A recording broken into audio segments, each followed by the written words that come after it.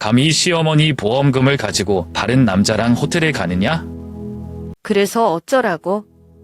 아빠한테 평생 허락을 구할 필요는 없잖아. 당신의 인생? 이곳은 가족이지 당신이 그렇게 파괴할 수 있는 곳이 아닙니다. 이 가족이 오랫동안 썩어 빠진 건 너 때문이 아니야. 공기가 터질 것 같은 느낌이었다. 소연이가 떠나간 날 이후 아이들과 연결고리를 유지하려 했지만 우리 사이의 격차는 너무 커졌다. 며느리의 싸늘한 말에서부터 상상도 못했던 고통스러운 배신에 이르기까지 우리 가족은 파탄 직전이다. 이제 벚나무 아래에 앉아 있을 때마다 저는 스스로에게 묻습니다. 용서가 이러한 손실에 대한 마지막 대답일까?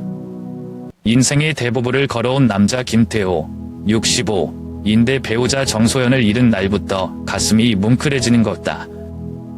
그녀가 세상을 떠난 날, 부산에는 끊임없이 비가 내렸다. 차갑고 무거운 빗방울이 내가 억누르려던 눈물 대신 울먹이듯 붓이 곳곳에 쏟아졌다. 그날 해운대의 장례식장은 그 어느 때보다 추웠다. 에어컨이 잘 작동하기 때문이 아니라 너무 조용해서 온 공간에 가득 차 있기 때문이다. 나는 소연의 영점 앞에 조용히 서 있었고 그녀의 얼굴은 여느 때처럼 온화했지만 이제 그 침묵은 내가 사랑했던 평화가 아니라 내 가슴을 아프게 하는 거리였다. 내 옆에서 맏아들 김주로는 침착하려고 노력하지만 눈은 충혈돼 있다. 준호는 항상 우리 집에서 제일 힘이 센 애였는데 그날따라 내 마음도 깨지고 있다는 걸 알았어. 막내딸 김혜미는 다르다. 그는 방구석에 주저앉아 아무도 달래지 못한 채 조용히 울었다. 소연의 죽음은 내 마음의 여백뿐만 아니라 아이들에게 보상할 수 없는 손실이라는 것을 알고 있다. 장례식이 끝나고 30여 년 동안 소연과 함께 살았던 수영고에 있는 작은 집으로 돌아갔다. 그 집은 한때 아늑했지만 지금은 모든 것이 텅 빈 것처럼 보인다. 식당 옆에 의자는 비어 있었다. 그녀가 마당에서 돌보던 화분은 이제 주인의 부재를 느낀 것처럼 잎이 늘어졌다. 내일 아침, 나는 여전히 두 사람을 위해 커피를 만드는 습관을 유지하고 있다. 다만 소연을 위한 커피잔은 그대로 있고 아무도 마시지 않는다. 그 후 며칠 동안 저는 제 마음의 공백을 메울 방법을 찾기 위해 동네 모임에 참여하기 시작했습니다. 그들은 종종 아침 일찍 관할리 해변을 따라 걷거나 집 근처 공원에서 바둑을 두자고 한다. 그래도 집에 발을 들여놓을 때마다 외로움이 밀려온다. 나는 강한 사람이라고 생각했다. 하지만 소연을 잃은 후 저는 평생을 가족을 위해 살아도 그녀가 없는 외로움에 어떻게 대처해야 할지 모른다는 것을 깨달았습니다. 나는 아이들이 자신의 삶이 있기 때문에 그들을 비난하지 않는다. 하지만 마음속 깊이 언젠가 돌이켜보면 가족애가 시간이나 상황이 어떻든 변하지 않는 유일한 것이라는 것을 이해하기를 바랍니다. 제 아들 김현호와 그의 아내 한지영은 장례식장 입구 근처 먼 곳에 앉아 있습니다. 늘 부부는 아무에게도 말을 걸지 않고 가끔 서로에게 뭔가를 속삭일 뿐 현호의 손에 들려있는 전화는 알림 때문에 계속 켜져 있었다. 장례를 치르기 위해 침착함을 유지했지만 여전히 장남을 지켜보는 내 시선을 막을 수 없었다. 의식이 아직 끝나지 않은 가운데 현우는 갑자기 일어나 전화를 귀에 대고 짧게 몇 마디 하고 나에게 돌아섰다. 단호한 목소리도 "아빠, 저희 회사에 급한 일이 생겨서 지금 가야 돼요." 그 말이 한바탕 내 마음에 와 닿았다. 나는 아직 반응하지 않았고 지영이는 남편의 소매를 부드럽게 당겼지만 그것을 막기 위해서가 아니라 동조하기 위해서였다. 며느리의 얼굴은 여전히 차갑고 감정적이지 않으며 마치 이곳의 모든 것이 나와 상관없는 것처럼 보입니다. 나는 현우를 올려다보며 실망을 감추고 한숨을 참으며 고개만 끄덕였다. "그래, 너 중요한 일 있으면 가." 현우는 가볍게 고개를 숙여 인사했지만 나는 그것이 단지 서둘러 끝내려는 몸짓이라는 것을 깨달았다. 나는 장례식장을 떠나는 그들의 모습을 지켜보았고 부부의 발자국 소리는 점점 멀어져 갔고 철판 지붕 위에 뚜벅뚜벅 빗소리에 섞였다. 그 순간 나는 그들에게 이 장례식은 의무적으로 있어야 하는 지루한 행사와 같다는 것을 깨달았다. 장례식장 사람들이 웅성거리기 시작했다. 내 옆에 서 있는 친척이 내가 들을 수 있을 만큼 조용히 말했다. 현우는 항상 그래. 일이 우선이야. 하지만 어머니가 돌아가실 때도 이렇게 서두르니 받아들이기 어렵다. 나는 대답하지 않고 고개만 숙이고 마음이 공허함을 느꼈다. 나는 현우를 탓하지 않는다. 왜냐하면 서울에서의 현대 생활이 이름 없는 압박감에 휩싸인다는 것을 알기 때문이다. 하지만 그 냉담함이 내 마음을 아프게 하지 않을 수 없다는 것도 부인할 수 없다. 장례식이 끝났을 때 나는 장례식장 뒤에 있는 작은 방에 혼자 앉아 있었다. 밖의 비는 아직 그치지 않았고 구슬 하나하나가 지붕에 떨어져 슬픈 멜로디를 만들었다. 탁자 위에 놓인 소연의 사진을 보며 의아해했다. 소연아, 우리 아이들이 이렇게 멀어지게 하려고 우리가 잘못한 게 있니? 아니면 단순히 시대가 바뀌었을 뿐 가족의 감정은 더 이상 우선 사안이 아니다. 막내딸 혜미가 들어와서 제 어깨에 손을 얹었습니다. 아빠, 내가 데려다 줄까? 이렇게 비가 오는데 아빠 혼자 가면 안 돼요. 나는 가볍게 고개를 끄덕였다. 혜미는 말을 많이 안 하는데 관심이 느껴져요. 아마도 우리 아이들 사이에서 혜미만 가족과 끈을 유지할 수 있을 것이다. 하지만 내 마음속에는 아직도 채울 수 없는 공백이 있다. 현우와 지영이 남긴 공백. 돌아오는 길에 혜미는 조용히 차를 몰면서 이따금 백미러를 통해 나를 바라보았다. 나는 아무 말도 하지 않고 유리창 밖에 비가 내리는 것을 조용히 지켜보기만 했다. 비 속에서 희미한 가로등 불빛이 나의 착잡한 기분을 비추는 것 같다. 한때는 따뜻했던 가정은 이제 각자 다른 방향이다. 언젠가는 현우가 이를 기다릴 수 있지만 가족은 기다릴 수 없다는 것을 이해할 수 있을까? 그리고 항상 냉정하게 굴은 지영이가 이 가족의 그녀의 존재가 책임감뿐만 아니라 사랑과 애착의 일부라는 것을 깨달은 적이 있을까? 모르겠어요. 그러나 그날부터 내 마음은 더 이상 큰 기대를 하지 않았다. 해운대의 집은 이제 한산해서 내가 집에 살고 있는지 아니면 그냥 빈 껍데기인지 궁금할 정도다. 소연이 앉았던 식탁 옆 의자는 이제 구석진 곳에 깔끔하게 놓여 있지만 지나갈 때마다 아이들과 즐거운 농담을 할 때 그녀가 낄낄거리는 소리를 듣는 것다. 책장에는 할머니가 60회 생일에 찍은 사진이 그대로 남아 있었지만 그 해맑은 표정 때문에 마음이 무거울 뿐이었다. 나는 소연이 평소처럼 낙관적인 말투로 나에게 말했던 것을 기억한다. 가난해도 함께 있는 것만으로도 충분하다. 집이 제일 예쁜 곳은 아니지만 사랑이 가득한 곳. 그 말들은 내가 더 열심히 일하고 가장 힘든 시절을 이겨낼 수 있는 원동력이었다. 그러나 이제 이 집은 나 혼자만 남았고 조용하고 허전하다. 부엌에서 더 이상 그녀의 발자국 소리도 없었고 저를 마당에 불러서 식물에 물을 주는 소리도 없었고 그녀가 친구나 이웃에 대해 매일 들려주는 이야기도 없었습니다. 아이들은 여전히 나를 기억하지만 나를 그들의 삶의 가장자리에 두는 것에 익숙해진 것 같다. 현우와 지영은 일이 바쁘다는 이유로 서울에서 좀처럼 집에 오지 않는다.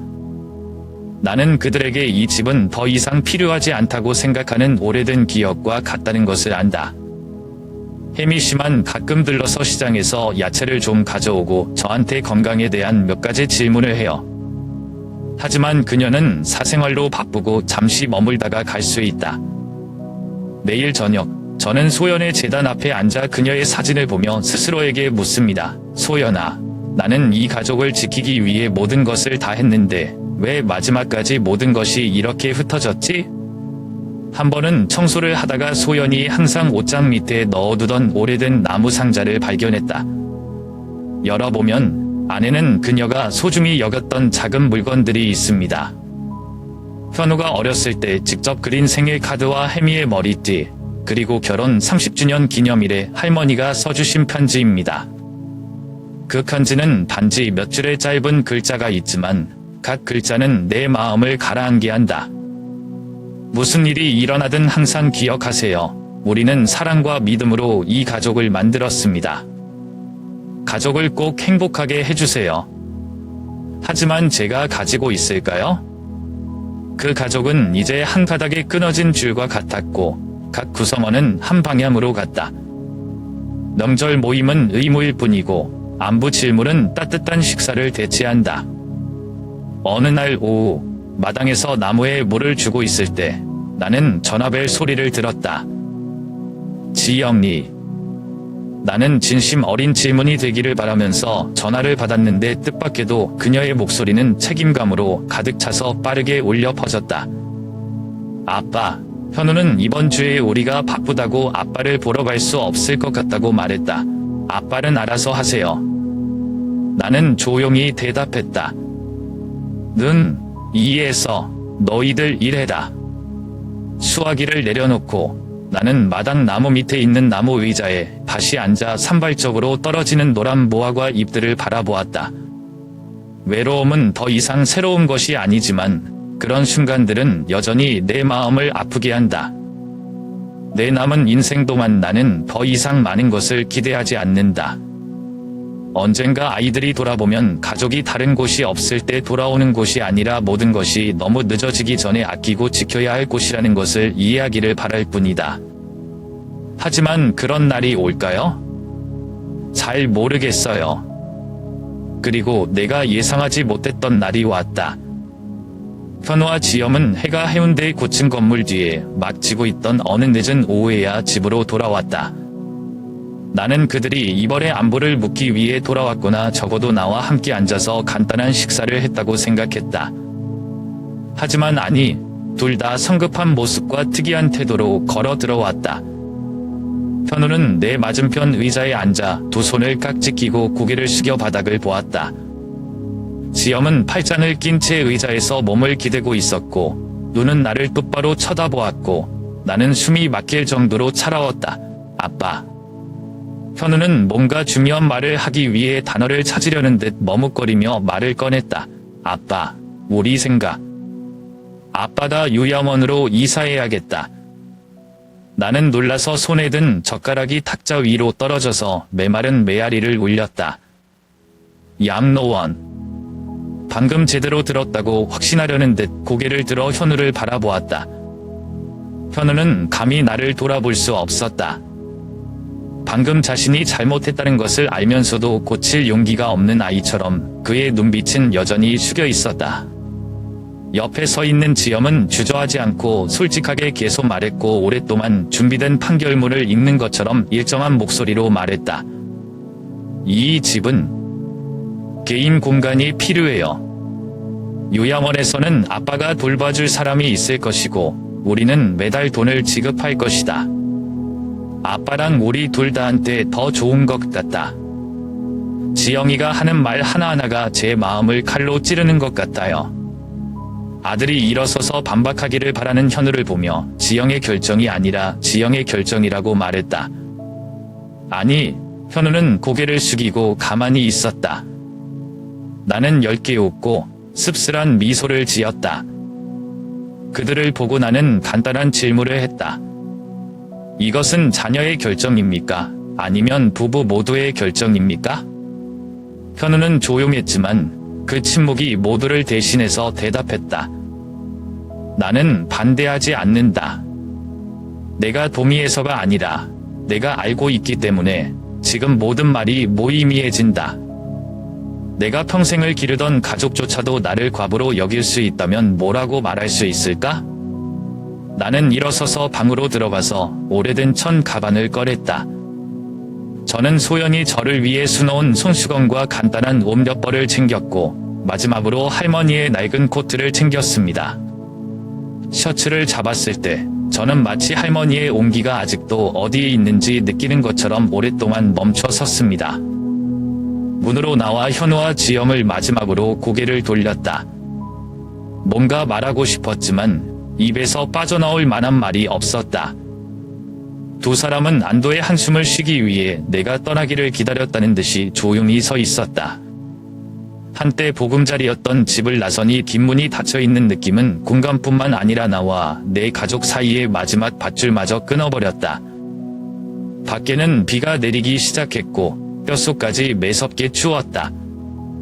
나는 소연의 재킷을 힘껏 잡아당기며 정류장으로 통하는 길을 한 걸음 한 걸음 천천히 걸었다. 나는 고개를 돌리지 않는다. 내가 그 집을 마지막으로 보고 싶지 않아서가 아니라 내가 다시 돌아오면 나는 결코 앞으로 나아갈 용기를 갖지 못할까봐 두렵기 때문이다. 나는 빗속을 걸었고 마음에는 한 가지 반복적인 질문만 남았다. 자식을 진심으로 사랑하는 것이 잘못인가요? 아니면 시대가 변했고 친밀감이 이제 부담스럽기만 한 건가요? 집이라고 부르던 도시 부산을 떠돌던 시절이 시작됐지만 지금은 낯선 곳일 뿐이다.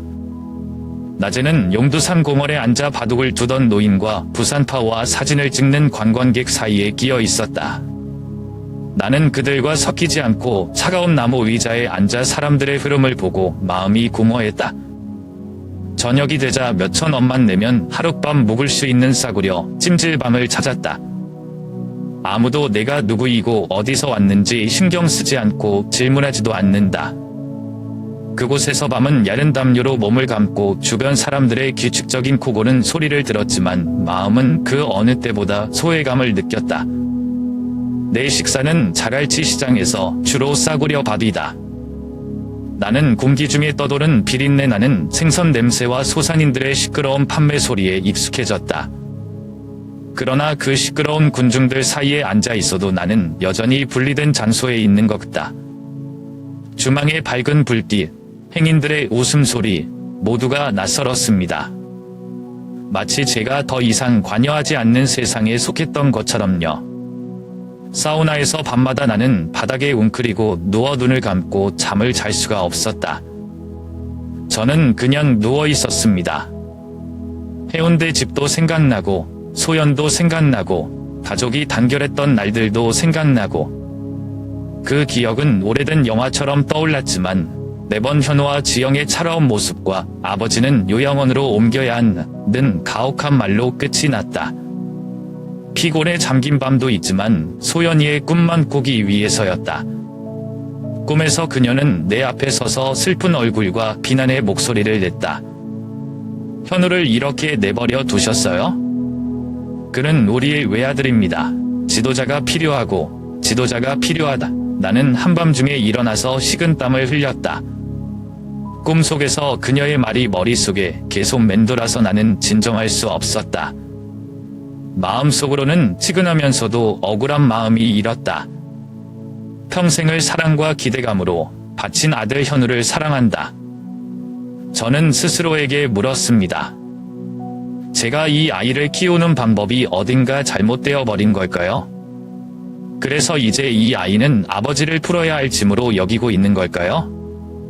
근데 저도 억울해요. 저를 인생에서 밀어낸 건 현우 씨 자신이라서. 한 번은 수영강가에 앉아 물속으로 그림자를 들이우는 불빛을 보며 내가 너무 부드러운가 라고 생각했다. 참을성 넘치네? 내가 더 굳었으면 조용히 지나가지 않았더라면 현우가 변했을까? 하지만 나는 나 자신을 비웃었다. 그 질문들은 아무것도 바뀌지 않았다. 저는 불확실한 날들의 반복에 익숙해지기 시작했습니다. 하지만 제가 익숙하지 않은 것은 제 마음의 슬픔이었습니다. 가족의 애착을 지키고 유지하겠다는 아내와의 약속을 지키지 못하는 남편의 거부감이다. 어느 날 아침 용두산 공원 나무 그늘에 앉아 창참한 부산 하늘을 바라보며 나는 스스로에게 이렇게 말했다. 소연아, 할머니가 아직 여기 계셨다면 상황이 달라질까? 아니면 할머니가 있어도 이 가족을 더 이상 함께 모을 수 없을까요? 저는 그 답을 모릅니다. 하지만 저는 이 외로움이 치유될 수 없는 상처처럼 오랫동안 저를 따라다닐 것이라는 것을 알고 있습니다. 어느 추운 저녁, 자갈치 항구 근처의 낡아 빠진 술집에 나는 허전함을 없애려고 싸구려 소주잔을 들고 혼자 앉아 있었다. 담배 냄새에 젖어 눅눅한 술 취한 손님들의 시끌벅적한 웃음소리는 나를 더욱 소외감을 느끼게 한다. 갑자기 옆 테이블에서 낯익은 목소리가 들려왔다. 부산에 있는 공장에서 일하던 시절 사귄 옛 친구 박 씨입니다. 그는 다른 남자와 이야기를 하고 있었고, 비록 목소리가 크지는 않았지만 내가 잘 들을 수 있을 만큼 충분했다. 알았어요? 김태호의 며느리가 헬스장에서 코치와 짝을 이루고 있다. 서울에 있는 지인에게 들었는데 그녀는 전혀 어색하지 않고 근처 카페에서 공개적으로 만났어요. 나는 멈춰서서 소주잔을 든 손이 떨렸다. 그러나 박 씨가 그 후에 한 말은 나를 더욱 감동시켰다. 현우 씨는 그는 할머니의 보험금을 다 써버렸다. 그렇게 큰 돈인데 뭘 하는지도 모르겠고 빚도 있다던데. 가슴이 꽉 막히는 것 같아요. 테이블 위에 소주잔을 3개 내려놓으며 주변 사람들의 시선을 끌었지만 신경 쓰지 않았다. 나는 일어서서 재빨리 술집에서 나왔고 머리가 혼란스러웠다. 말도 안 돼. 지영이는 어떻게 그럴 수 있어요. 그리고 현우 씨, 그 보험금이 혹시 힘들 때를 대비해서 어떻게 다 써버렸어요. 의심을 더 이상 괴롭힐 수 없어 현우 집으로 가기로 했다. 예고도 직접 대면하고 싶지도 않은데 박 씨의 말이 사실이라면 현우와 지영은 절대 인정하지 않을 것이라는 걸 알기 때문이다. 나는 단지 모든 것을 확인하기 위해 조용히 듣기로 결정했다. 그날 밤 나는 서울 현우 아파트 근처 어두운 구석에 웅크리고 서 있었다. 창문에서는 전화로 누군가와 웃고 있는 지영이 소파에 앉아 있는 것을 볼 수 있었다. 그녀의 얼굴은 마치 아무 걱정 없는 것처럼 밝고 편안했다. 나는 귀를 기울였고 목소리가 분명하지 않았지만 모든 문자는 내 마음을 차갑게 만들기에 충분했다. 형, 내가 말했지. 저녁에 문자하지 말라고. 현우가 집에 있어서 불편해요. 내일 만날까요? 나는 분노가 마음속에서 끓어오르는 것을 느끼며 이를 악물었다. 근데 뭐 하다 보니까 제 시선이 책상에 앉아있는 현우에게로 갔어요. 내 앞에는 엉망진창인 서류들이 있었고 나는 그 서류들이 부채 영수증이라는 것을 깨달았다. 멍하니 앉아있는 현우는 두 손으로 머리를 감싸주며 힘이 쭉 빠진 사람처럼 보였다. 이 가족에게 무슨 일이 일어나고 있나요? 궁금하네요. 분노와 실망감이 뒤섞여서 나는 둘을 대적하기 위해 집으로 뛰어들고 싶게 만들었다. 하지만 다리가 잘 안 떠요. 들어오는 대신 뒤로 물러서서 어둠 속에 서 있었다. 저는 생각할 시간이 필요했고 제가 다음에 무엇을 할지 결정할 시간이 필요했습니다. 가랑비가 내리기 시작했고 내 옷에 어깨를 적셨지만 나는 추위를 느끼지 못했다. 지금 내 마음속에는 단 한 가지 감정이 남아있다. 배신. 나는 등을 돌리고 대답 없는 질문으로 가득 찼습니다. 현우는 어떻게 이렇게 얕은가요? 그는 더 이상 가족을 감당할 수 없거나 아니면 모든 것을 버렸을까? 그리고 현우의 버팀목이 되리라 생각했던 내가 믿었던 지영이는 조용히 모든 것을 망치고 있었다. 나는 이 사실을 어떻게 직시해야 할지 모르겠다. 하지만 한 가지는 확실히 알고 있습니다. 이것은 더 이상 실망스러운 것만은 아닙니다. 이것은 평생 반복하고 싶지 않은 깊은 고통이다. 나는 억울하게 소연을 떠나보낼 수 없었다. 박 씨로부터 이야기를 들은 다음 날 나는 행동을 취하기로 결정했다. 내 마음은 끊임없이 외쳤다. 별표 그가 말한 것이 사실이라면 나는 분명히 해야 한다. 소연은 일생을 이 가족을 위해 바쳤는데 그렇게 비열하게 그녀를 배신당하게 놔둘 수는 없었다. 별표. 아버지의 조심성과 인내로 지영을 묵묵히 지켜봤다. 나는 그녀가 자주 가는 체육관에 간다. 처음에는 멀리서 지켜보기만 했지만 개인 소지품을 잃어버렸다는 이유로 CCTV를 추출해내기로 했다. 카메라로 찍은 사진들은 저를 놀라게 했습니다. 지영과 그 코치는 연습할 때뿐만 아니라 헬스장을 함께 나가며 웃고 떠들기도 하고 심지어 아무도 눈치채지 못했다고 생각할 때도 손을 잡기도 했습니다. 거기서 그치지 않고 지영의 이름이 선명하게 나타난 헬스장 근처 호텔에서 영수증을 찾았다. 그 영수증의 각 문구는 내 마음을 칼로 찌르는 것과 같다. 믿고 싶지는 않지만 모든 것이 너무 분명해요. 멈추지 않습니다. 나는 폭로해야 할 많은 사실들을 알고 있다. 나는 지영의 전화기에 접근하는 방법을 찾았고 며칠이 걸렸지만 마침내 그녀가 애인에게 보낸 메시지를 읽었다. 보고 싶어요. 현우는 아무것도 못해요. 아이들을 위해서가 아니었다면 나는 오래전에 헤어졌을 것이다. 여기까지 읽으니 가슴속에 돌이 무겁게 깔려 있는 것 같다. 지영이가 이 은밀한 관계를 기르는 데 쓴 돈, 바로 제가 평생 모은 보험금으로 말년에 소연을 구제해 주었어요. 부산의 싸구려 새방에 혼자 앉아 내가 수집한 증거를 손에 들고 있었다. 나의 마음은 분노와 고통으로 돌아가고 있었다. 그런데 갑자기 현우가 생각났어요. 그는 내 아들이고 나는 그가 한 일을 무시할 수 없다. 현우의 재정 상태에 대해 좀 더 알아보겠습니다. 내가 그의 집 창문에서 본 그 빈 영수증은 우연이 아니다. 알고 보니 소연이 투령 중인 가운데 현우는 어머니와 함께 시간을 보내지 않았을 뿐만 아니라 태연하게 낭비했다. 파티, 위험 부담스러운 투자는 모두 그의 어머니의 보험금으로 지불됩니다. 제 마음은 불타는 것 같아요. 나는 궁금하다. 별표 현우는 그 돈이 어디서 왔는지 알고 있나요? 그는 그 돈을 얻기 위해 소영과 내가 얼마나 많은 것을 삭감해야 했는지, 얼마나 검소하게 살아야 했는지 알고 있을까? 별표. 소연의 말년을 떠올리며 병상에 누워 어색한 미소를 짓고 있었지만 눈빛은 희망적이었다. 그 당시 그녀는 오직 한 가지 바람만 가지고 있었습니다. 우리는 아이들이 걱정하지 않도록 강해져야 한다. 하지만 지금은 제가 실패했다고 생각합니다.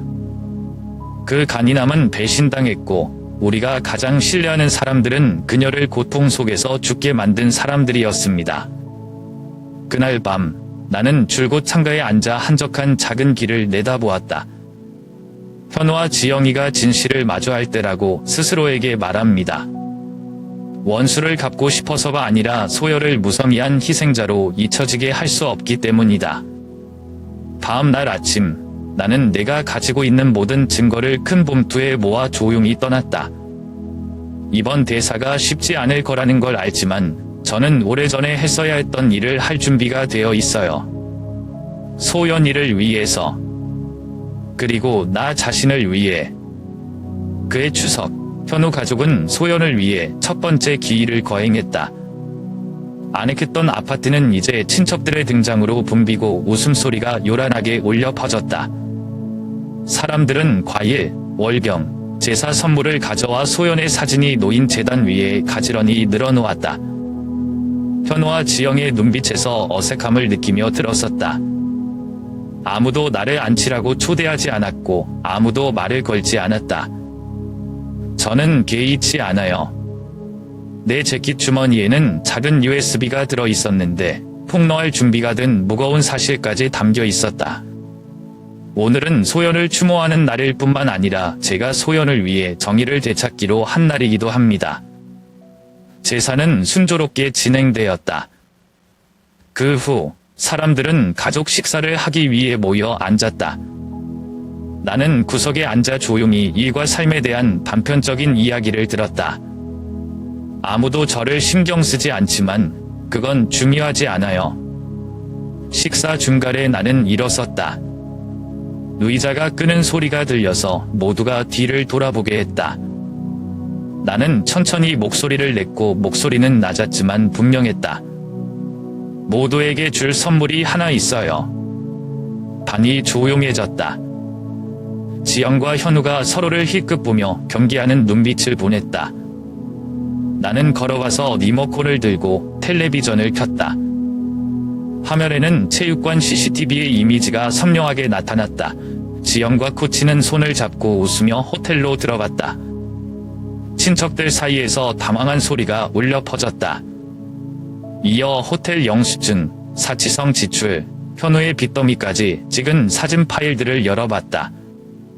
식사 때 이격을 가하는 것처럼 증거는 하나둘씩 원래 순조롭게 진행되고 있었다. 방 안의 공기는 무거워서 숨막힐 지경이다. 지영이가 얼굴이 창백해져서 말이 안 나와요.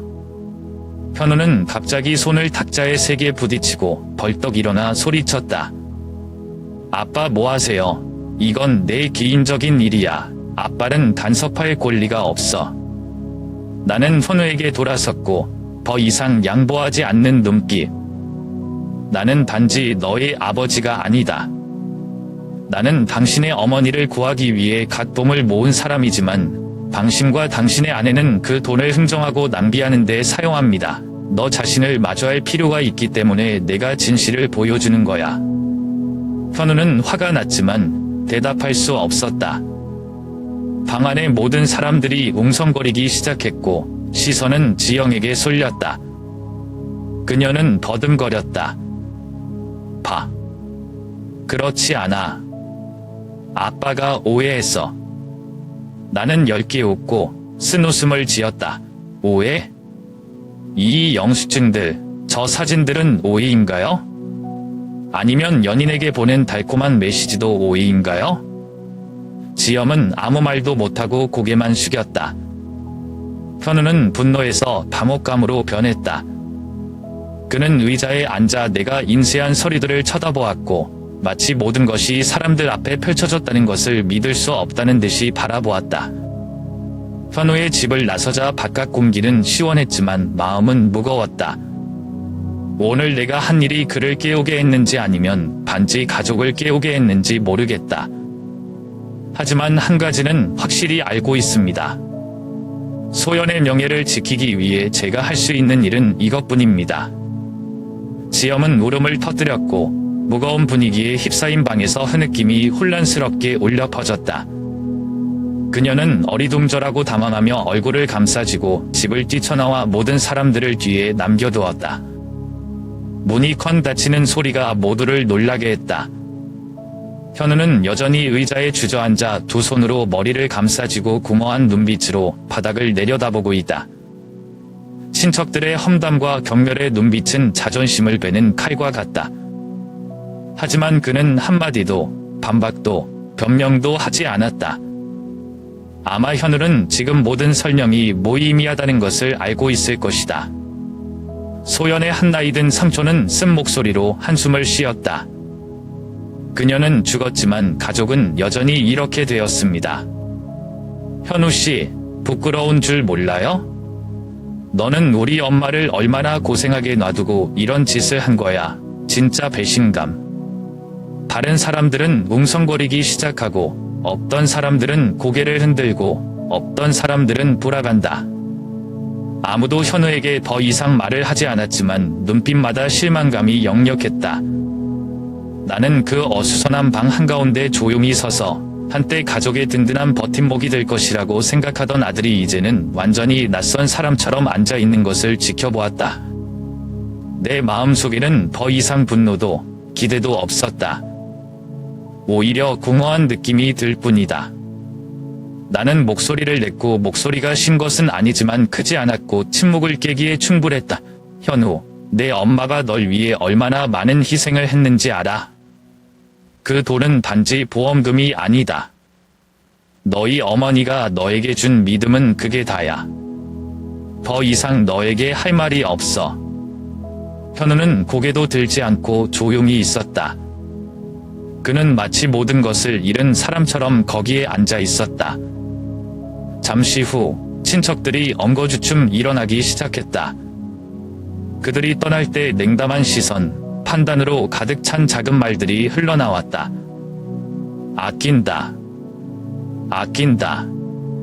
이 가족은 무너졌고 더 이상 바랄 것이 없다. 집이 현우와 나만 남았을 때 다시 한번 두리번거렸다. 미완성된 음식 접시와 테이블 위에 식은 국그릇, 소연의 재단 사진은 모두 따뜻했던 한 가족의 붕괴를 고발하는 것처럼 부드럽게 내려다보고 있다. 나는 내 코트를 들고 돌아보지 않고 문으로 걸어 나갔다. 하지만 떠나기 전에 문턱에 멈춰서 마지막으로 한마디 하자. 조용한 공간에 새기는 듯한 목소리. 현우, 언젠가 어머니가 당신을 얼마나 사랑했는지 이해하기를 바랍니다. 하지만 그때까지 내가 깨닫지 못한다면 나는 너를 낯선 사람으로 밖에 볼 수 없어. 밖에 나왔는데 현우씨 말 안 들리고 뭐 하실지 몰라도 서울 하늘은 어두웠고 매섭게 차가운 바람이 불었다. 나는 코트를 걷어 올리고 붐비는 사람들 사이를 걸어갔다. 마음속에는 더 이상 분노가 없었고 표현할 수 없는 공허함만 남았다. 부모가 된 내가 어디가 잘못되었을까? 아니면 현대 생활로 인해 친정이 설 자리가 없는 사치품이 되었는가? 그 운명적인 기일 후에 현우의 삶의 도미노처럼 무너졌다. 나는 친척들로부터 그것이 며칠 후에 회사에 의해 해고되었다고 들었다. 그 이유는 능력 부족뿐만 아니라 개인 부채와 회사의 신용도에 영향을 미치는 재정 문제 때문이다. 한때 그것을 동료라고 불렀던 사람들은 이제 돌아서서 아무도 연락하거나 돕고 싶어 하지 않는다. 몇 주 후, 지엄은 이혼 소송을 제기하고 현우의 아파트를 떠났다. 사과도 설명도 없이 어린 아들을 데리고 빈 집에 현우를 남겨둔 채 미납된 뒷 영수증만 쌓여있다. 모든 것이 너무 빨리 사라져서 나는 오랫동안의 실망감 외에는 거의 아무것도 느낄 수 없었다. 추운 겨울 오후, 나는 용두산 공원에 앉아 노점에서 사온 뜨거운 커피를 마시다가 멀리서 낯익은 사람의 그림자를 보았다. 현우. 그는 낡아 빠진 외투에 수척한 얼굴, 충혈된 눈을 입고 나에게 무거운 발걸음으로 다가왔다. 다가오자 그는 아무 말도 하지 않고 내 앞에 무릎을 꿇었다. 그의 말은 어깨가 떨리고 한때 매우 자랑스러웠던 얼굴에 눈물이 흘러내렸다. 아버지, 제가 틀렸어요. 너는 아무것도 남지 않았다. 어떻게 해야 될지 모르겠어. 아빠 도와주세요. 나는 그것을 보았고 마음은 혼란스러움으로 가득 차 있었다. 아버지가 되어 이런 상황에서 내 아이를 보면 마음이 아플 수밖에 없다. 하지만 현우와 지영이 했던 일들의 기억은 아직도 생생하다.